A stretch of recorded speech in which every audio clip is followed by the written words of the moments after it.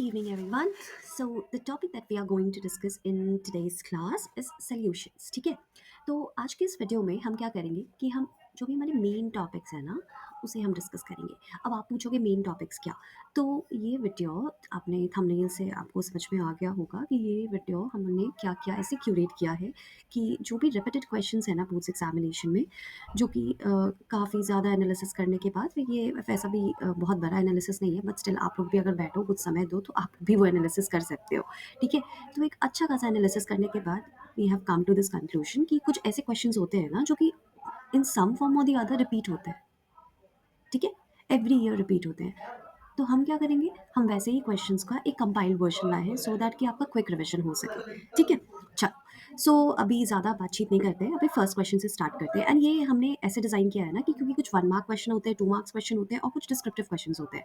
So I will try my level best कि मैं आपको हर एक तरह के क्वेश्चन करवा दूँ। Are you getting my point? हर एक तरह के क्वेश्चन हम आपको करवा दें। चलो, जो भी क्वेश्चन में आ रहे हैं और इससे आपका एक अच्छा खासा रिविजन भी हो जाए।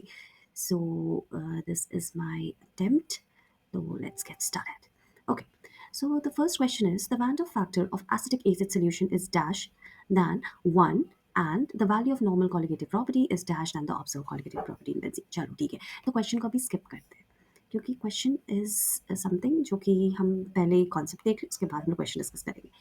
तो सबसे पहले ना कॉलिगेटिव प्रॉपर्टी से बहुत सारे क्वेश्चंस आते हैं, नॉट जस्ट 1 2, लाइक काफ़ी ज़्यादा। Every year you will get 1 question from colligative properties, like that is the main topic. Okay, तो कॉलिगेटिव प्रॉपर्टीज में क्या है, कॉलिगेटिव प्रॉपर्टीज ऐसे प्रॉपर्टीज होते हैं ना जिसमें जो डिपेंडेंसी होती है ना वो नंबर ऑफ पार्टिकल्स पे होती है। मतलब ऐसे solution, it is the property of some dilute solutions जिस जो डिपेंड किस पे करते हैं, वो प्रॉपर्टीज किस पे डिपेंड करते हैं, कितने सॉल्यूट पार्टिकल्स हैं उसमें, उस पर डिपेंड करते हैं। ठीक है, अच्छा, किस पे डिपेंड नहीं करते हैं, तो नेचर पे डिपेंड नहीं करते हैं। It does not depend on the nature, nature पे डिपेंड नहीं करेगा, नेचर ऑफ द क्या, nature of the solution.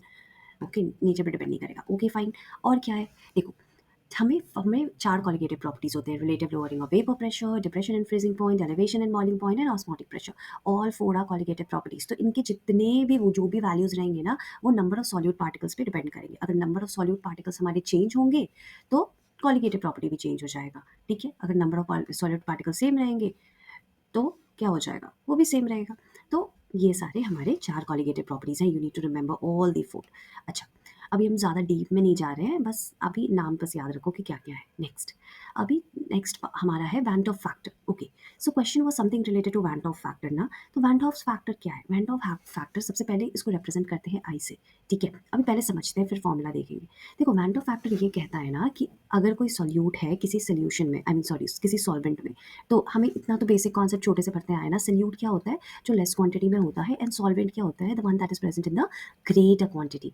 Okay, this is the solute and solvent का वेरी सिंपल सा कॉन्सेप्ट। ओके, यहाँ पे देखो, मान लो हमने क्या किया, हमने एक बीकर लिया, उस बीकर में पानी डाल दिया। ठीक है, पानी मतलब बीकर में पानी डाल दिया, बीकर वाज एम्प्टी, और उस पानी में हमने एसिटिक एसिड डाल दिया। अभी what is the solvent, water is the solvent. अभी एसिटिक एसिड का केस ना इस थोड़ा सा डिफरेंट स्टूडेंट्स, कैसे इट्स डिफरेंट देखो। देखो, एसिटिक एसिड में हो क्या रहा है ना कि जब आप एसिटिक एसिड को पानी में डालते हो, it dissociates into acetate ion CH3COO minus plus H plus. तो क्या हो रहा है, डिसोसिएट हो रहा है, टूट रहा है। ठीक है, तो जब भी पार्टिकल्स टूट रहे हैं, पहले only 1 molecule of acetic acid was there, पानी में डालने के बाद आपको 2 मिल गए, 2 आयॉन्स मिल गए। ठीक है, तो ये क्या है, डिसोसिएशन हो रहा है। तो बिफोर क्या था, एक पार्टिकल था, आई मीन एक मॉलिक्यूल था, और आफ्टर क्या हो गए, 2 मॉलिक्यूल हो गए। तो क्या हो गया, डिसोसिएशन जब भी होगा, कोई चीज़ टूटती है तो क्या होता है, हमेशा वो चीज़ बढ़ती है, राइट। अब टूटने का मतलब कि मान लो मेरे पास एक लंबा सा, लेट्स से कुछ भी बॉक्स है और वो टूट गया, तो क्या होगा, मेरे पास 2 बॉक्स हो जाएंगे। सेम ही कॉन्सेप्ट है यहाँ पे। तो जब भी डिसोसिएशन होता है ना, चीज़ें टूट के पार्टिकल्स बढ़ रहे हैं, तब हमेशा आई क्या है, वैन डॉफ फैक्टर हमेशा ग्रेटर देन 1 होता है। बट अगर मान लो सेम यहाँ पे हमने बीकर लिया, बट इंस्टेड ऑफ वाटर हमने इस बार सॉल्वेंट बेंजीन लिया है। ठीक है, अब बेंजीन में जब आप एसिटिक एसिड को डाल रहे हो तो क्या होता है, it associates to form a dimer. Okay, just CH3COO whole twice. So यहाँ पे क्या है, 2 molecules of acetic acid, it in the presence of benzene, I mean not presence, when the solvent is benzene, it associates to form a dimer. यहाँ पे dimer क्या है, this is one big molecule. तो earlier कितना था, 2 molecules, and now we have just 1 molecule. So what is this, this is called association where I is less than 1. ठीक है, चलो, तो यहाँ से हमें पता चल गया कि जब भी एसोसिएशन होगा तो लेस देन 1 होगा और डिसोसिएशन होगा तो ग्रेटर देन 1 होगा।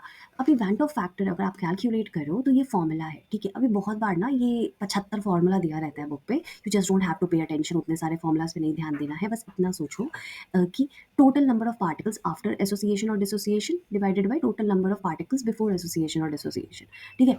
यही है। अब आफ्टर, ये आफ्टर एंड बिफोर, ठीक है। A by F, after and sorry A and B, A हमेशा टॉप पे आता है क्योंकि it's the first alphabet and B बाद में आता है, तो ऐसे याद रख लो, A by B, after, after association and dissociation divided by before association and dissociation. चलो अभी देखो, अगर आई इज इक्वल टू 1 है, मतलब क्या, ना ही एसोसिएशन हो रहा है ना ही डिसोसिएशन हो रहा है। एग्जाम्पल ग्लूकोज, ठीक है, अगर आप पानी में डाल लो, ठीक है, पानी में डालो, बेंजीन में डालो, किसी में भी डालो, क्या होगा, ग्लूकोज ना ही एसोसिएट करेगा ना ही डिसोसिएट करेगा, तो आई इज इक्वल टू 1 ही रह जाएगा, ठीक है, तो कोई चेंज नहीं होगा। If I is greater than 1, again association BaCl2 NaCl क्या है, these are all ionic compounds and they dissociate when they are dissolved in water, वो dissociate कर रहे हैं, नंबर ऑफ पार्टिकल्स बढ़ जा रहा है, आयंस में टूट रहा है, और I is less than 1 कब होगा, benzoic acid, acetic acid, as per your syllabus just remember these two examples, ठीक है। बेंजोइक एसिड, एसिटिक एसिड, ये क्या है, ये जब मतलब बेंजीन आप लोगे, ठीक है, तो इट फॉर्म्स अ डाइमर, ठीक है, वो डाइमर फॉर्म करता है, तो एसोसिएशन होता है इसमें। सो बस इतने एग्जाम्पल्स हमें याद रखने हैं, and acetic acid is a beautiful example जहाँ पे आप दोनों ही केस देख रहे हो, है ना, एसोसिएशन और डिसोसिएशन का। अब भी हम लोग वापस आते हैं अपने क्वेश्चन पे, हमारा क्वेश्चन क्या कह रहा है, कहाँ गया क्वेश्चन भाई, हाँ, van't Hoff factor of acetic acid solution is, अभी एसिटिक एसिड है तो हमें ध्यान देना है कि what is the solvent over here. अगर सॉल्वेंट यहाँ पे मेंशन कर दिया बेंजीन, जैसे इस क्वेश्चन में किया है, तो आप क्या करोगे, you'll write बेंजीन है, मतलब association, so solution is less than 1, और जब भी एसोसिएशन होता है तो डाइमर बन रहा है, ठीक है, हमेशा डाइमर नहीं बनता है, मतलब एसोसिएशन हो रहा है तो नंबर ऑफ पार्टिकल्स कम हो रहे हैं, तो always it will be less than 1। And value of normal colligative property then observe colligative property. Normal colligative property क्या होता है, नॉर्मल कॉलिगेटिव प्रॉपर्टी होता है बिफोर एसोसिएशन और डिसोसिएशन, ठीक है। ऑब्जर्व्ड क्या होता है, आफ्टर। ऑब्जर्व्ड का मतलब what did you observe, okay, so that is after. Divided, sorry divided कहाँ मैं बोल रही हूँ, हाँ, कॉलिगेटिव प्रॉपर्टीज डैश, अभी क्या होगा, नॉर्मल कॉलिगेटिव प्रॉपर्टी हमेशा कम होगा, it is less than the observed colligative property, sorry एक सेकेंड, नॉर्मल है ना, I am really sorry, less नहीं होगा यहाँ पे, हमारा क्या हो जाएगा, मोर, हमेशा हमेशा एसोसिएशन हो रहा है तो क्या होगा, मोर होगा, पहले ज़्यादा था बाद में कम हो गया। चलो ऑलराइट, सो ये हमारा, आई होप आपको समझ में आया होगा ये। अभी चलते हैं नेक्स्ट क्वेश्चन पे।